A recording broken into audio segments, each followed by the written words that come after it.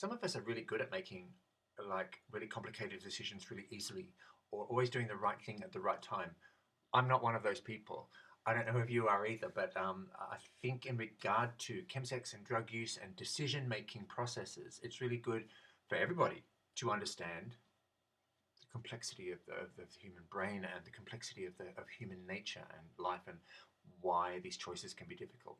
So I want to explain about how the decision-making processes in our brain sort of work. So for instance, my sister is making a decision about whether she wants to eat this piece of chocolate cake. It's a beautiful piece of chocolate cake, and she loves chocolate cake. Um, and she wants to, but she is getting married in a month, and she wants to fit into her wedding dress, and she wants to have that beach body for the honeymoon that she's going on. So she's highly motivated to not eat the cake. The motivation is there, the desire to not eat the cake, the plan to not eat the cake, it's there. And so there's a lot of processes that happen in her brain as she decides, do I eat this cake or not? One of those is she's been married 4 times before, and every time she got married, yeah, no, she had to get a seamstress come and let the wedding dress out, and she had a honeymoon on a farm where she didn't need the beach body because she didn't achieve her goal. She didn't achieve her goals the last 4 times she's got married. So today she's making a decision about this piece of chocolate cake. And part of the decision making process, as well as the motivation and the goal, is a history of success, like I've done this or I haven't done this. And she's got a history of failure.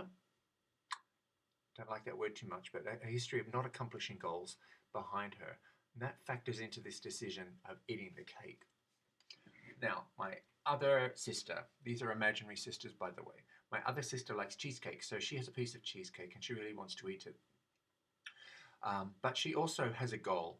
She's getting married in a month too, and she really wants to lose weight, so her goal is to not eat this. She's highly motivated. She wants to fit into a wedding dress and have that beach body. Um, she really doesn't want to eat the cheesecake. A decision-making process happens in her brain too, which is also dependent on many things. In her case, she's been married 4 times before, and every time she got married, she accomplished her goals. Her goals, she had the great wedding, she fitted in her dress, and she had the body for a honeymoon that she always wanted to achieve. She's a goal achiever, and she's got the history of success behind her. So she now looks at the cheesecake and thinks, motivated, she has a goal, and a history of successful accomplishments behind her that motivates her even more so to not eat the cheesecake.